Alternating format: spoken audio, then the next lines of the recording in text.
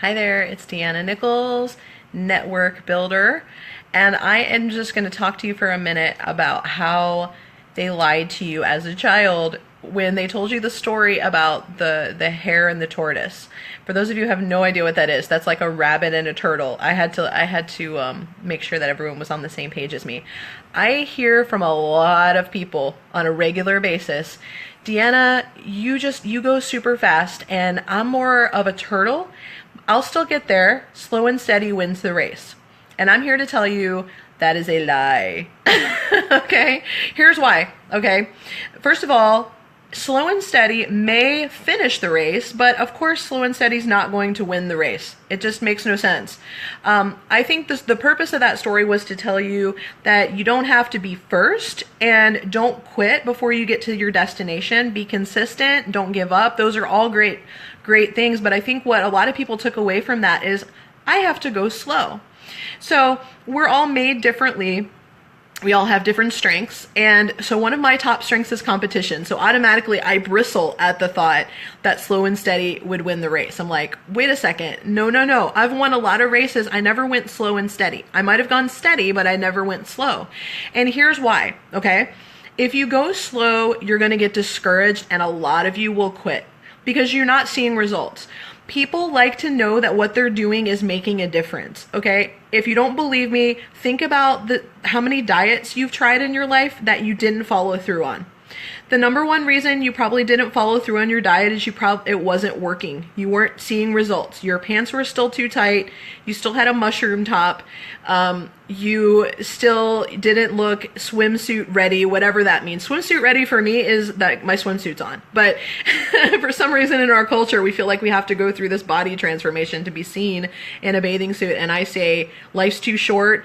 Get your bathing suit on, go outside. But that's a whole nother story. What I'm trying to tell you right now is that if you have this belief that things have to go slow and that life has to be hard and that you're just not one of the first place winners, I just want to tell you that there are things that you can do to actually go fast in the race. And you can be the bunny, but maybe you weren't born a bunny, but you can use bunny-like skills to get there more quickly. So whatever you're trying to do in life, if you're trying to make a difference in your business and you're trying to see results in your business, what are some things that you can do? If you're not a natural born competition person and you don't naturally go fast and dive into things without a lot of information and preparation, what can you do to actually go faster so you don't have to go slow? Number one, find a bunny to partner with you. Okay? If you're a turtle by nature, that's okay. We love you. The world needs turtles. But what I'm saying is you don't have to go slow if you can find a bunny to be on your team. What about a relay race? What about if you know a bunch of turtles, but each of you want to take a little bit of time in a little bit of time to run your section of the race and then pass the torch to the next guy? When you have the right team, you can go faster. Many hands make light work, okay? So if I'm building a house and I can put 12 hours a day into building my house, I can work really, really hard and put 12 hours a day in, or I can get two friends that can each put in maybe 5 hours a day, and then I can put in fewer hours and we can still get more done. I won't be super tired and discouraged because I'm doing it all by myself, and it's not gonna take me 5 years to build my house. I can actually build my house quickly if I have the right team members. So find some bunnies, partner with some bunnies. Who do you know that is somebody that can just see something and go? They recognize an opportunity and they go with it. They don't need a ton of information. They dive in and figure it out. Make some friends with the bunnies, okay? The other thing you can do is you can follow the path that a successful racer already took. You don't have to recreate a racing strategy for yourself. You don't have to reinvent the wheel. There's somebody that's already run that race that you're about to run or that you're in the process of running. Figure out what they did to get there. Figure out what they used. Figure out things that, shortcuts that they took. Legal shortcuts, hopefully. Find out different skills that they utilized. Find out how they were able to find partners to help them on their race. Just learn from them. And I feel like when I learn from the mistakes of others too, that it helps me not to make that same mistake. If I can avoid some obstacles because somebody else is like, hey, there's a big pothole over there on mile marker 3. You can just, if you do this, you can go around the pothole. Everybody does not have to fall in the pothole. Here's the thing. If you're the turtle and you're going super slow and everybody's passed you by, there's nobody to warn you about the pothole. That's another reason not to be the turtle. Okay. Another thing that you can do if you want to go faster is you can learn to move forward trusting the expert without having all the information.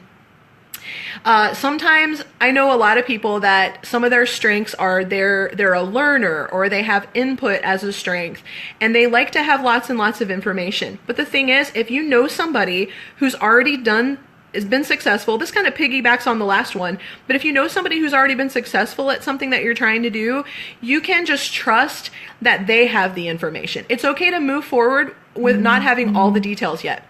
If you have a person on your team, like a mentor or a coach, that's standing there telling you, hey, I've already been here, I've already done this, trust me, and I'll give you the information.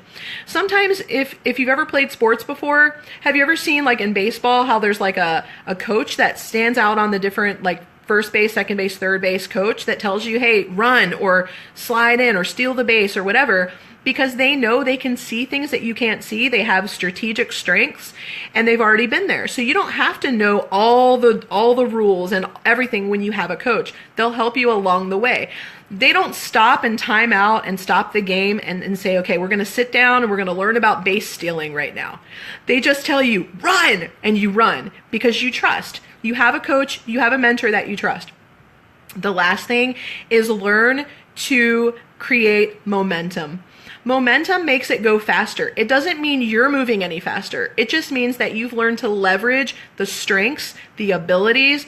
If you do the business that I'm in, which is building networks, you've learned to leverage the networks of other people.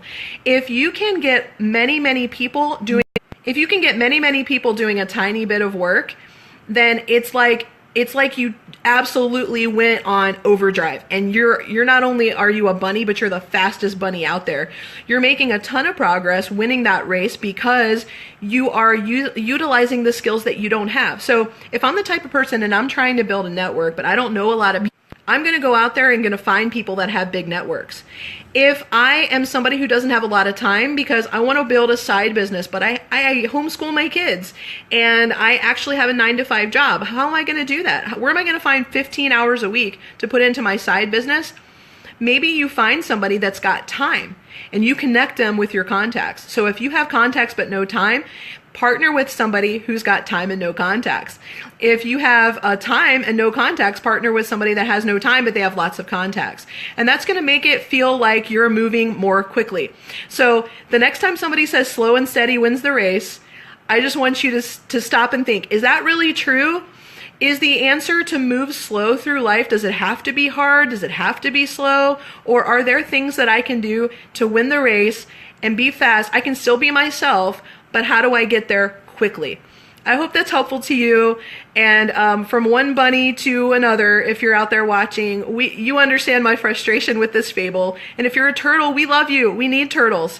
But partner with the right people, follow the path that's already in front of you, and utilize the strength and skills of others. And when you get to the finish line and you're a turtle, you're going to be standing there with all the bunnies because you use the right skills. Have a great day. Shine on.